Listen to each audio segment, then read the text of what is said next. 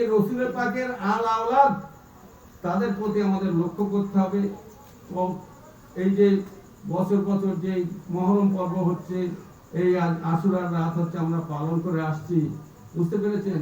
এর কি ফজিলাত, এর কি জানি না, পাক পাঞ্জাতন কাদের বলে তাও জানি না।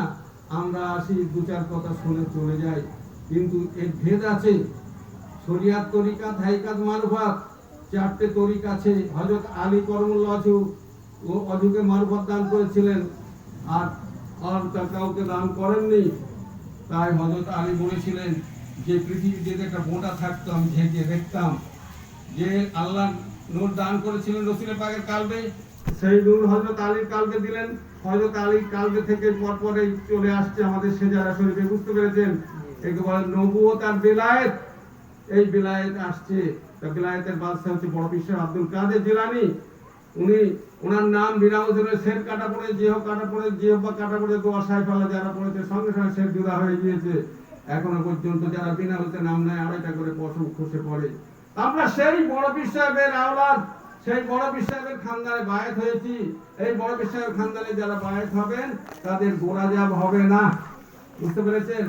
একদিন মনকেন নকির প্রশ্ন করছে বড় পীর সাহেব আব্দুল কাদের জিলানীকে, যে আপনাকে যখন এই কবরের মধ্যে নিয়ে আসলো, মনকেন নকির প্রশ্ন করছে যে মানবিনকা আমার রব্বকা আমার নাবিয়কা, এই কথা বলবে না। তখন ওই আব্দুল কাদের জিলানী ওই দুজনের হাত ধরে রেখেছেন কবরের মধ্যে। যখন প্রশ্ন করে মানবিনকা তোমার ধর্মকে, মান নাবিয়কা তোমার নবীকে, মান রব্বকা তোমার প্রতিপালককে, তখন বলছেন যে তোমরা হিন্দু না মুসলমান? বলে আমরা মুসলমান। মুসলমানের চিহ্ন কি? আগে সালামাকে করা, তারপরে মুসাফা করা, এই দুটোর একটাও তো তোমাদের মধ্যে দেখলাম, তোমরা কিরকম মুসলমান? তা যখন আল্লাহ পাক বলেছিলেন ফেরেশতাদের ওয়াইজ করা রব্বুকাল মালায়েকাতি জাইলুন ফিল আরদি খলিফা, যে আমি দুনিয়ার বুকে খলিফা পাঠাবো, প্রতিনিধি পাঠাবো, তখন তোমরা কি বলেছিলে? কলু আতাজালু ফিহা মা ইয়াসফিকু, কলু আতাজালু ফিহা মা ইয়াসফিকু, যারা দুনিয়ার মধ্যে হানাহানি করবে, রক্তাক্ত, তাদের মধ্যে থেকে আপনি আপনার মাহবুব পাঠাবেন, প্রথম পাড়ার মধ্যে রয়েছে। তখন আল্লাহ পাক বলেছিলেন কলা ইন্নী আলামু মা লা তা'লামুন, আমি যা জানি তা তোমরা কেউ জানো না। তখন মুনকির নকিরের দিকে চায়, নকির মুনকিরের দিকে চায়, দুজনের হাত ধরে রেখেছেন। তো তখন মুনকির বলছে যে হুজুর আমরা তো সেই 70,000 ফেরেশতা ছিলাম, তা আমাদের সেই কথা মনে নেই। তখন নকিরকে বন্দী করে রাখলেন, আর ওই মুনকির বললেন যাও তুমি জিজ্ঞেস করে এসো, সমস্ত ফেরেশতাদের জিজ্ঞেস করে এসো আল্লাহ পাক বলেছিলেন কি না যে আমি খলিফা পাঠাবো দুনিয়ার বুকে। তখন যে ফেরেশতাদের বলছেন যে এরকম আব্দুল কাদের হাতে আমরা ধরা পড়েছি, আল্লাহ পাক বলেছিলেন আমি দুনিয়ার বুকে খলিফা পাঠাবো, তখন কি তোমরা শোনোনি? তখন আল্লাহর কাছে জিবরাইল আলাইহিস সালাম ফরিয়াদ করে বললেন যে বড় পীর সাহেবের হাতে, আব্দুল কাদের হাতে মুনকির নকির ধরা পড়েছে। প্রশ্ন করেছে যে আল্লাহ পাক যখন তোমাদের প্রশ্ন করেছিলেন আমি দুনিয়ার বুকে খলিফা পাঠাবো, তখন আল্লাহ পাক বলা ইন্নী আলামু মা লা তা'লামুন, আমি যা জানি তোমরা কেউ জানো না। কলু আতাজালু ফিহা মা ইয়াসফিকু, যে যারা হানাহানি করবে তাদের মধ্যে থেকে আপনার রক্তাক্ত করবে, আপনার মাহবুব পাঠাবেন। তখন আল্লাহ পাক বলেছিলেন হ্যাঁ আমি তো বলেছিলাম, তোমাদের স্মরণ নাই? তো এখন মুনকির নকিরের উদ্ধার কি করে হবে? তোমরা 70,000 ফেরেশতা সব যে বড় পীর সাহেবের কবরের চারিপাশে যে হাত জড়ো করে ওদের ক্ষমা প্রার্থী হও, যে ওরা জানে না ভুল করেছে, সালাম মোতায়েনে আর মুসাফা করেন, ওদের মাফ করে দেন।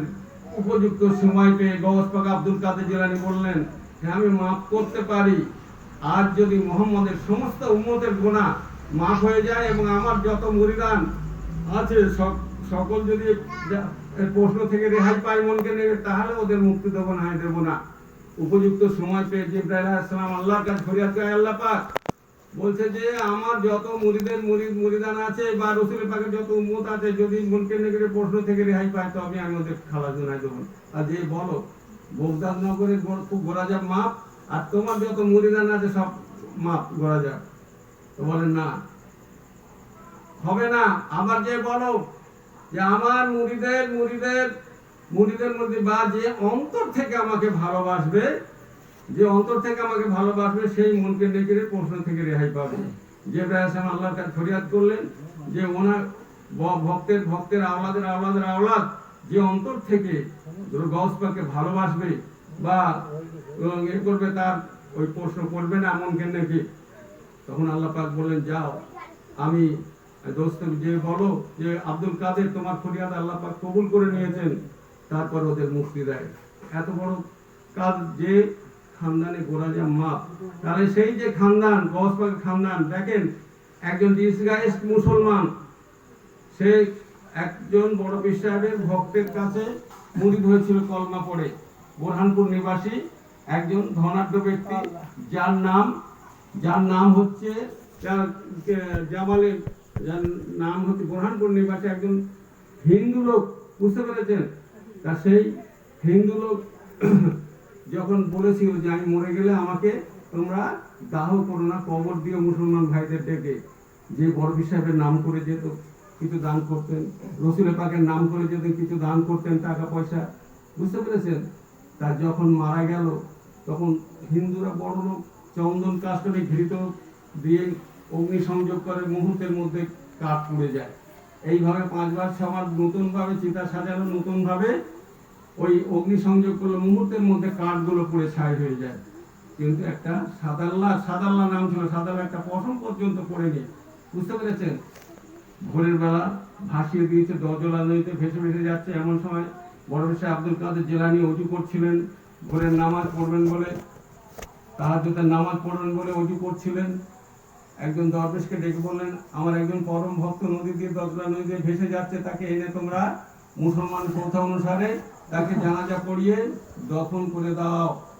তখন তারা হুজুরের কথা মতো, বড় পীর সাহেবের কথা মতো তাকে এনে জানাজা পড়িয়ে দফন করে দিলেন। পুরুষঙ্গ দেখে তারা দেখলো তো হিন্দুর মরা। তারপরে যে বলছেন, হুজুর আপনি হুকুম করলেন, আমার একজন পরম ভক্ত, তার সে তো হিন্দু।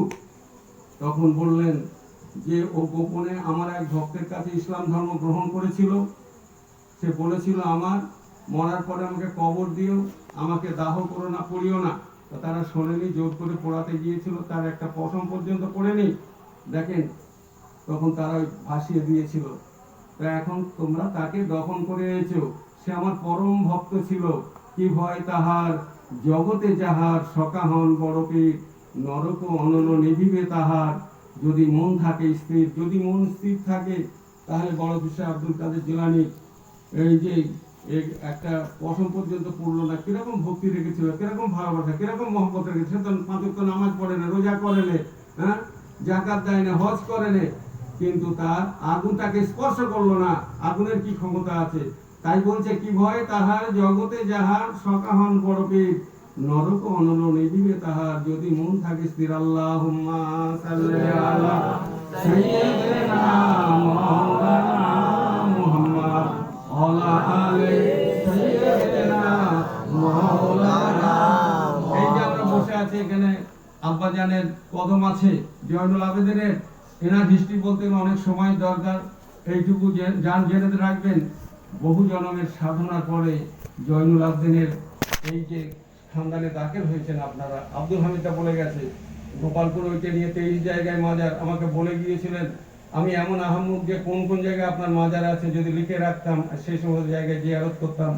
যাই হোক, গোপালপুর মাজারের জন্য এটাও করতে হবে, গোপালপুর মাজার এবার হবে। আপনারা সকলে দোয়া করবেন।